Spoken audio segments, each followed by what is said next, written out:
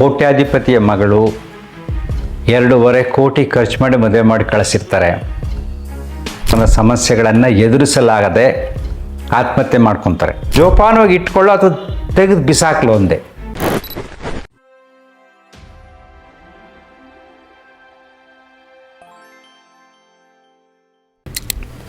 ನಮಸ್ಕಾರ ಸ್ನೇಹಿತರೆ,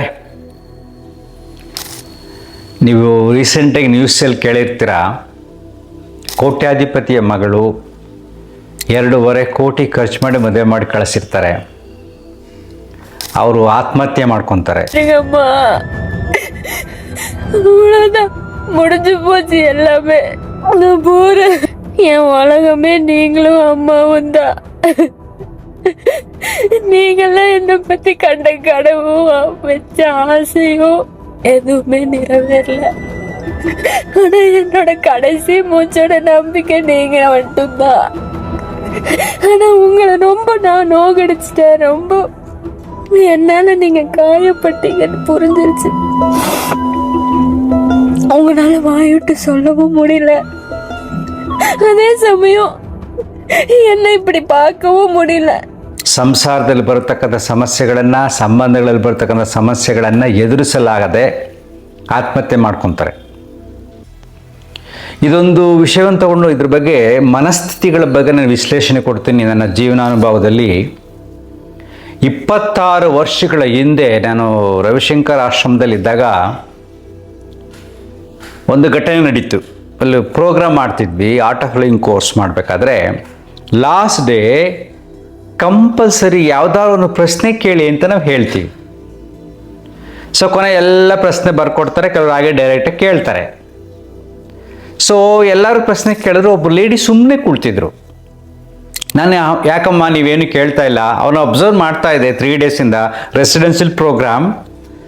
ಸೊ ಸುಮ್ಮನೆ ಇರೋರು ಸೈಲೆಂಟಾಗೆ. ಏನಾದ್ರು ಪ್ರಶ್ನೆ ಕೇಳಿ ಅಂತ ಹೇಳಿದೆ. ಅದಕ್ಕೆ ಅವ್ರು ಹೇಳಿದ್ರು, ಗುರೂಜಿ ನಿಮ್ಗೆ ಪ್ರಶ್ನೆ ಕೇಳಿದ್ರೆ ನೀವು ಉತ್ತರ ಕೊಡೋಕ್ಕಾಗಲ್ಲ ಅಂದರು. ಪರವಾಗಿಲ್ಲ ಕೇಳಿ, ನಮ್ಮ ತಿಳುವಳಿಕೆ ಮಟ್ಟಕ್ಕೆ ಏನು ಬರ್ತೋ ಅದನ್ನು ಹೇಳ್ತೀವಿ, ನಿಮ್ಮ ಪ್ರಯೋಜನ ಆಗ್ಬೋದು ಅಂದೆ. ಅದಕ್ಕೆ ಪ್ರಶ್ನೆ ಕೇಳಿದ್ರು, ಗುರೂಜಿ ನನಗಿಬ್ಬರು ಹೆಣ್ಮಕ್ಳು, ಒಬ್ಬ ಗಂಡು ಮಗ. ಮೊದಲನೇ ಮಗಳಿಗೆ ನಾವು ಮದುವೆ ಮಾಡಿದ್ವಿ, ತುಂಬ ಖರ್ಚು ಮಾಡಿ ಎಲ್ಲ ಕೊಟ್ಟು, ವರದಕ್ಷಿಣೆ ಎಲ್ಲ ಕೊಟ್ಟು ಚೆನ್ನಾಗಿ ಮದುವೆ ಮಾಡಿದ್ವಿ. ಅವಳು ಕೇವಲ 6 ತಿಂಗಳಿಗೆ ಸತ್ತೋಗ್ಬಿಟ್ಲು. ಕಾರಣ ಏನಪ್ಪ ಅಂದರೆ, ಅವನು ಏನು ದೊಡ್ಡ ಬಿಸ್ನೆಸ್ ಮಾಡಬೇಕು, ನಿಮ್ಮ ತಂದೆ ಹತ್ರ ದುಡ್ಡಿಸ್ಕೊಂಬ ಅಂತ ಪೀಡಿಸ್ತಾ ಇದ್ದ. ಆಗ ಇವಳು ಅದನ್ನು ನಮ್ಗೆ ಹೇಳಿಲ್ಲ. ಹೇಳಿದ್ರು ನಾವು ಕೊಡ್ತಾ ಇದ್ವಿ, ನಮ್ಮ ಹತ್ರ ದುಡ್ಡಿತ್ತು, ನಾವು ಶ್ರೀಮಂತರು. ಆದರೆ ಅವಳು ಬೇಸರ ಆಯ್ತು, ಇಷ್ಟೆಲ್ಲ ಕೊಟ್ಟು ಮದುವೆ ಮಾಡೋದು ಕೇಳ್ತಾನಲ್ಲ, ಇವನು ಸಣ್ಣತನ ಇದೆ, ಇವನಲ್ಲಿ ಸಣ್ಣ ಮನುಷ್ಯ ಇವನು ಅಂತ ಮನಸ್ಸಿಗೆ ದುಃಖ ಆಗಿ ಡಿಪ್ರೆಷನ್ಗೆ ಹೋಗಿ ಆತ್ಮಹತ್ಯೆ ಮಾಡ್ಕೊಂಡ್ಬಿಟ್ಲು. ನಮಗೆ ತುಂಬ ಬೇಸರ ಆಯಿತು, ನೋವುಗಳಾಯಿತು. ಈ ವಿಷಯವನ್ನು ನೋಡಿ ನನ್ನ 2ನೇ ಮಗಳು ಅವಳು ಡಿಪ್ರೆಷನ್ಗೆ ಹೋಗ್ಬಿಟ್ಲು, ನಮ್ಮ ಅಕ್ಕನ ಜೀವನ ಈಗ ಆಯ್ತಲ್ಲ ಅಂತ. ಸೊ ಯಾರೋ ಒಂದು ಸಲಹೆ ಕೊಟ್ಟರು, ಇವಳಿಗೂ ಬೇಗ ಮದುವೆ ಮಾಡಿಬಿಡಿ, ಗಂಡ ಮನೆಗೆ ಹೋದ್ಮೇಲೆ ಸರೋಗ್ತಾಳೆ ಅಂತ. ಅವ್ರ ಮಾತು ಕಟ್ಕೊಂಡು ನಾವು ಇವಳಿಗೂ ಮದುವೆ ಮಾಡಿದ್ವಿ ಬಲವಂತವಾಗಿ. ಅಲ್ಲಿ ಹೋದ್ಲು, ಅವ್ರ ಮನೇಲಿ ಇದ್ಲು. ಇವಳ ಮನಸ್ಥಿತಿಗೂ ಅವರ ಮನಸ್ಥಿತಿಗೂ ಹೊಂದಾಣಿಕೆ ಆಗಿಲ್ಲ, ಅವಳು ಸೋತೋಗ್ಬಿಟ್ಲು.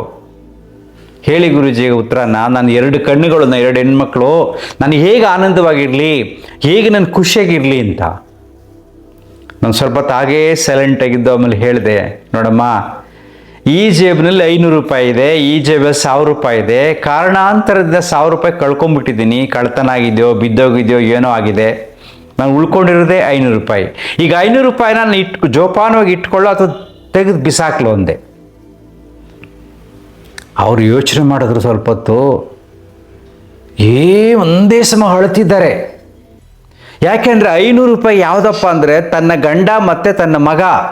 ಗುರೂಜಿ ನಾನು 6 ತಿಂಗಳಾಯ್ತು ನನ್ನ ಗಂಡನಿಗೆ ನನ್ನ ಮಗನಿಗೆ ಊಟ ಬಡಿಸಿ, ಎಷ್ಟೊಂದು ನೋವು ಕೊಟ್ಟಿದ್ದೀನಿ. ನನ್ನ ಬದುಕಿರೋದು ಕೇವಲ 500 ರೂಪಾಯಿನ, ಅದನ್ನು ಕಾಪಾಡ್ಕೋಬೇಕು ಅಂತ ಅವ್ರಿಗೆ ರಿಯಲೈಸ್ ಆಯಿತು. ಸೊ ಜೀವನದಲ್ಲಿ ಹೀಗೇ ಎಲ್ಲ ಕಳ್ಕೊಂಡಿದ್ದೀನಿ ಅಂತ ದುಃಖ ಪಡೋದೆಲ್ಲ, ಉಳಿದಿರೋದನ್ನು ಕಾಪಾಡ್ಕೋಬೇಕು ನಾವು ಜೋಪಾನವಾಗಿ. 500 ರೂಪಾಯಿ ತೆಗೆದು ಬಿಸಾಕೋಕ್ಕಾಗತ್ತಾ? ಹಾಗೆ ಗಂಡ ಮತ್ತು ಮಗನ ಬಿಸಾಕೋಕ್ಕಾಗತ್ತಾ ಅಂತ ಎಕ್ಸ್ಪ್ಲೈನ್ ಎಲ್ಲ ಆದ್ಮೇಲೆ ಅರ್ಥ ಆಯ್ತು ಅವ್ರಿಗೆ. ತುಂಬ ಅಳ್ತಾ ಇದ್ರು. ಆಮೇಲೆ ರಿಲ್ಯಾಕ್ಸ್ ಆದರು. ಮಗ ಬಂದಾಗ ಕರ್ಕೊಂಡು ಹೋಗೋಕ್ಕೆ ಮಗನ ತಬ್ಕೊಂಡು ಏನು ಕಂಟಿನ್ಯೂಸ್ ಆಗಿ ಹತ್ಬಿಟ್ರು 5 ನಿಮಿಷ.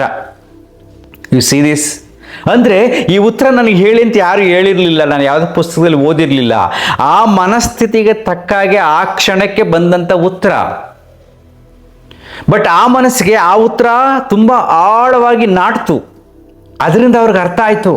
ಫಿಲಾಸಫಿ ಹೇಳಿದರೆ ಅರ್ಥ ಆಗ್ತಿರ್ಲಿಲ್ಲ. ಹೀಗೆ ಕೆಲವರು ಸರಳವಾದ ಉತ್ತರಗಳು ಸಿಗ್ತವೆ ಮುಕ್ತವಾಗಿ ಮಾತಾಡಿದಾಗ. ಆತ್ಮೀಯ ಸ್ನೇಹಿತರ ಜೊತೆಯಲ್ಲಿ ಮುಕ್ತವಾಗಿ ಮಾತಾಡಿದ ಯಾವುದೋ ಒಂದು ಸಲಹೆ ಸಿಗುತ್ತೆ. ಗುರುಗಳ ಹತ್ರ ಮಾತಾಡೋ ಸಲಹೆ ಸಿಗುತ್ತೆ, ಸೈಕಾಟ್ರಿಸ್ಟ್ ಹತ್ರ ಓದೋ ಸಲಹೆ ಸಿಗುತ್ತೆ. ಆ ಹುಡುಗಿ ಯಾರೋ ಆತ್ಮಹತ್ಯೆ ಮಾಡಿಕೊಂಡ್ರು ಕೋಟ್ಯಾಧಿಪತಿ, ಅವಳು ಮುಕ್ತವಾಗಿ ಯಾರ ಹತ್ರನೂ ಮಾತಾಡಿಲ್ಲ. ಇದು ದೊಡ್ಡ ಸಮಸ್ಯೆ. ಯಾವುದೇ ಸಮಸ್ಯೆಗಳನ್ನು ಚರ್ಚೆ ಮಾಡ್ಬೇಕು. ನಾವು ಚರ್ಚೆ ಮಾಡಿದಾಗ ಉತ್ತರ ಖಂಡಿತ ಸಿಗುತ್ತೆ. ಈಗ ಆ ಹುಡುಗಿಗಲ್ಲಿ ಇರೋಕ್ಕಾಗಿಲ್ಲ ಅಂದರೆ ಹೊರಗಡೆ ಬರ್ಬೋದಾಗಿತ್ತು. ಅವ್ರ ತಂದೆ ಏನಾದ್ರು ಮಾಡ್ತಾ ಇದ್ರು, ಬೇಕಾಷ್ಟು ಹಣ ಇತ್ತು, ಜೀವನ ಸಾಗಿಸ್ಬೋದಾಯ್ತು, ಆರಾಮಾಗಿರ್ಬೋದು, ಏನೂ ಮಾಡದೇ ಇರ್ಬೋದಾಯ್ತು. ಅಷ್ಟೊಂದು ಆಗರ್ಭ ಶ್ರೀಮಂತರಂತವರು. ಬೆಂಗಳೂರಿಗೆ ಬಂದ್ಬಿಟ್ಟು ಫ್ಲ್ಯಾಟ್ ತೊಗೊಂಡಿದ್ರೆ ನೆಮ್ಮದಿಗೆ ಬೆಳಗ್ಗೆ ಯೋಗ ಮಾಡಿಕೊಂಡು, ಸಂಜೆ ವಾಕಿಂಗ್ ಮಾಡಿಕೊಂಡು, ಮಧ್ಯಾಹ್ನ ಯಾವುದೋ ಒಳ್ಳೆ ಪ್ರೋಗ್ರಾಮ್ ಮಾಡ್ಕೊಂಡು, ಒಳ್ಳೆ ಪುಸ್ತಕ ಓದ್ಕೊಂಡು, ಧ್ಯಾನ ಮಾಡಿಕೊಂಡು ರಿಲ್ಯಾಕ್ಸ್ ಇರ್ಬೋದಾಯ್ತು 3-4 ವರ್ಷ. ಆಮೇಲೆ ಹೊಸ ಬದುಕು ಪ್ರಾರಂಭ ಆಗುತ್ತೆ. ಆದರೆ ಅವಳು ಮುಕ್ತವಾಗಿ ಮಾತಾಡಿಲ್ಲ. ಯಾಕೆ ಅಂದರೆ ಅವಮಾನ ಆಗತ್ತೆ ಅಂತ. This is the major point. ಅವರಪ್ಪ 2.5 ಕೋಟಿ ಖರ್ಚು ಮಾಡಿ ಮದುವೆ ಮಾಡಿರೋದ್ರಿಂದ ನಾನು ಇಲ್ಲಿ ಡೈವರ್ಸ್ ತಗೊಂಡ್ರೆ, ಮನೆ ಬಿಟ್ಟು ಬಂದರೆ ನಮ್ಮ ತಂದೆ ತಾಯಿಗೆ ಅವಮಾನ ಆಗುತ್ತೆ ಅನ್ನತಕ್ಕಂಥ ಯೋಚನೆ. ಸಮಸ್ಯೆಗಳನ್ನು ಎದುರಿಸಲಾಗದಂಥ ಶಕ್ತಿ ಇಲ್ಲ. ಆ ಯೋಚನೆ ಅವಮಾನ ಆಗುತ್ತೆ ಸಮಾಜದಲ್ಲಿ ಅಂತ, ಸಂಬಂಧಗಳಲ್ಲಿ ಅವಮಾನ ಆಗುತ್ತೆ ಅಂತ. ನೋಡ್ರಪ್ಪ, ಸಿಂಪಲ್ ಆಗಿ ಎಕ್ಸ್ಪ್ಲೇನ್ ಮಾಡ್ತೀನಿ. This is important point. ಅವಮಾನ, ಉದಾಹರಣೆಗೆ ಸಂಬಂಧಿಕರು ಇರ್ತಾರೆ, ಇವಳು ಮನೆ ಬಿಟ್ಟು ಬಂದ್ಬಿಟ್ಟಿರ್ತಾಳೆ ಗಂಡಿನ ಮನೆಯಿಂದ. ಬಿಟ್ಟು ಬಂದಾಗ ಇವರೆಲ್ಲ ಆಡ್ಕೋತಾರೆ ಅಂತ ಯೋಚನೆ ಮಾಡ್ತಾಳೆ. ಮನೆಯವರೆಲ್ಲ ಇರ್ತಾರೆ, ಅವರು ಒಂದು ದಿನ ಮಾತ್ರ ಇವಳ ಬಗ್ಗೆ ಯೋಚನೆ ಮಾಡ್ತಾರೆ ಅಷ್ಟೇ. ಇವ್ರು ಮನೆ ಬಿಟ್ಟು ಹೋದ್ಮೇಲೆ, ಹೊರಗಡೆ ಹೋದ್ಮೇಲೆ ಅವ್ರದ್ದೇ ಆದ ಒಂದು ಬೇರೆ ಪ್ರಪಂಚ ಇರುತ್ತೆ.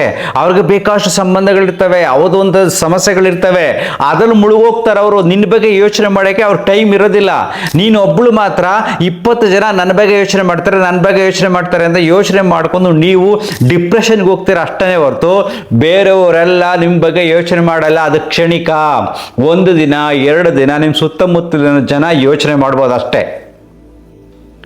ಸೊ ಎಂಥ ಕಾಲ ಹೇಗಿದೆ ಅಂದರೆ, ವಿದೇಶಿಕರು ಹೋಗ್ಬೋದು, ಬೇರೆ ಬೇರೆ ಕಡೆ ಎಲ್ಲರೂ ಹೋಗ್ಬೋದು.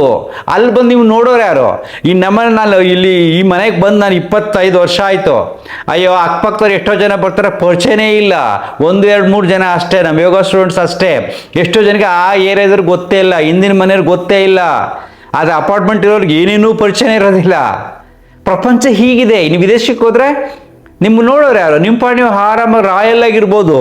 ಸೊ ಈ ರೀತಿಯಾಗಿ ಆ ಮಗುಗೆ, ಆ ಹುಡುಗಿ ಯಾರು ಆತ್ಮಹತ್ಯೆ ಮಾಡಿಕೊಂಡ್ರೋ ಅವ್ರಿಗೆ ಯಾರು ತಿಳಿ ಹೇಳಿಲ್ಲ, ಅವಳು ಚಿಂತನೆ ಮಾಡಿಲ್ಲ, ಅವಳು ತುಂಬ ಮುಗ್ಧವಾದ ಮನಸ್ಸು. ಇದು ಆಗುತ್ತೆ. ಇನ್ನೊಂದು ಕಾರಣವಾಗುತ್ತೆ, ಇದು ಸೀಕ್ರೆಟು, ಅದು ತುಂಬ ಕಷ್ಟ.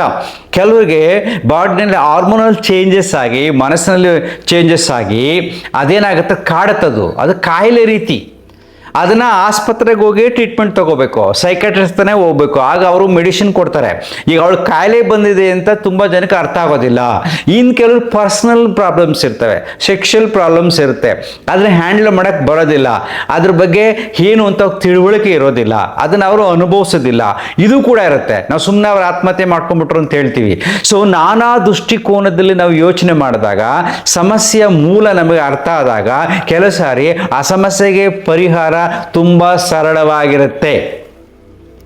ಅಂತ ಕಾಂಪ್ಲಿಕೇಟೆಡ್ ಏನು ಅಲ್ಲ. ಕಾಂಪ್ಲಿಕೇಟೆಡ್ ಯಾವುದಪ್ಪ ಅಂದರೆ ಸಮಸ್ಯೆಗಳಲ್ಲಿ ಮುಖ್ಯ ಯೋಚನೆ ಮಾಡಿ ನೋಡಿ. ಫೈನಾನ್ಷಿಯಲ್ ಪ್ರಾಬ್ಲಮ್ಸ್ ತುಂಬ ಇದ್ದು ಅದನ್ನು ಮ್ಯಾನೇಜ್ ಮಾಡೋಕ್ಕಾಗಲ್ಲ. ಸಾಲಗಾರರ ಕಾಟ ಜಾಸ್ತಿ ಆಗಿರುತ್ತೆ. ಮನೆ ಹತ್ರ ಸಾಲಗಾರರು ಬರ್ತಾ ಇರ್ತಾರೆ. ಸಂಪಾದನೆ ಮಾಡೋಕ್ಕೆ ದಾರಿಗಳೇ ಕಾಣೋದಿಲ್ಲ. ಸಂಬಂಧಗಳಲ್ಲಿ ಸಮಸ್ಯೆ ಇರುತ್ತೆ. ಅದು ರಿಯಲ್ ಪ್ರಾಬ್ಲಮ್. ಸೊ ಹಣಕಾಸಿನ ವ್ಯವಸ್ಥೆ ಎಲ್ಲವೂ ಆರಾಮವಾಗಿದ್ದಾಗ ಕೆಲವಾರು ಎಂಥ ಸಮಸ್ಯೆಗಳು ಬಂದರೂ ಕೂಡ ಬಗೆಹರಿಸಬಹುದು. ಮನಸ್ಸನ್ನು ದೃಢವಾಗಿಟ್ಕೊಂಡು ಅದನ್ನು ಟ್ರೈನ್ ಅಪ್ ಮಾಡಿದ್ರೆ, ಅದಕ್ಕೆ ಟ್ರೀಟ್ಮೆಂಟ್ ಕೊಡಿಸಿದ್ರೆ, ಸೊ ಹಣದ ಬಲ ಇದ್ದಾಗ ನಾವು ಜೀವನವನ್ನು ಯಾರೂ ಇಲ್ಲದಿದ್ರೂ ಕೂಡ ಸಂತೋಷವಾಗಿ ಬದುಕಬಹುದು. ಇದು ಮೂಲ ತತ್ವ. ಇದನ್ನು ಅರ್ಥ ಮಾಡ್ಕೊಳ್ಳಿ. ಸಣ್ಣ ಸಣ್ಣ ವಿಚಾರಕ್ಕೆಲ್ಲ ತಲೆ ಕೆಡಿಸ್ಕೊಂಡು ಆತ್ಮಹತ್ಯೆ ಮಾಡ್ಕೊಳ್ಳೋದಲ್ಲ. ಈ ವಿಡಿಯೋ ನೋಡೋರು ಖಂಡಿತವಾಗಿ ಸ್ವಲ್ಪ ಯೋಚನೆ ಮಾಡಿ ನೋಡಿ. ನನ್ನ ಅನುಭವದಲ್ಲಿ ಹೇಳ್ತೀನಿ, ಎಲ್ಲ ಸಮಸ್ಯೆಗಳಿಗೂ ಪರಿಹಾರ ಸಿಗುತ್ತೆ ಮನಸ್ಸು ಪಟ್ಟರೆ.